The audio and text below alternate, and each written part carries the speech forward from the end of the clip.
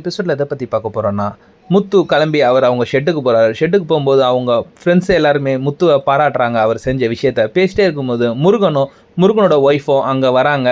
அண்ணா நீங்கள் பண்ண விஷயம் ரொம்ப சூப்பர்ண்ணா அப்படின்னு சொல்லி பேசுகிறாங்க. என்னம்மா இங்கே வந்திருக்கீங்க அப்படின்னு கேட்கும்போது, இல்லை நான் ஆல்பம் வந்திருக்கு உங்ககிட்ட காமிச்சிட்டு போகலான்னு வந்தோண்ணா அப்படி. நீங்களும் அண்ணியும் ரொம்ப சூப்பராக இருக்கீங்க ஃபோட்டோவில், அதை காமிச்சிட்டு போகலான்னு வரும்போது ஃபோட்டோவை பார்த்துட்டு எல்லாருமே சூப்பராக இருக்கணும் போது முத்து, ஆமாம் நான் உங்ககிட்ட ஒன்று கேட்கணும்னு நினச்சேன் முருகன், இந்த ஃபோட்டோவில் இருக்கிறது யாருன்னு தெரியுமான்னு சொல்லிட்டு ரோகிணியோட அம்மாவை காட்டுறாங்க. இதுவா எனக்கு தெரியலையே அப்படின்னும் போது, உங்கள் சொந்தம் இல்லையா அப்படின்னும் போது, இல்லைண்ணா நம்ம சொந்தம்லாம் இல்லைனான்னும் போது, அதுக்கு அவங்க பக்கத்தில் இருக்க அவங்க ஒய்ஃப் கிட்ட கேட்குறாங்க, உனக்கு யாருன்னா தெரியுமாம்மான்னும் போது அவங்க ரொம்ப முழிக்கிறாங்க.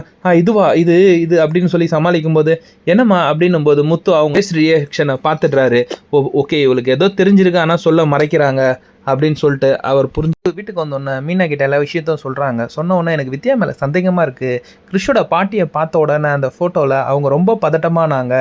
எனக்கு என்னவோ வித்யா ஏதோ மறைக்கிறான்னு தோணும்.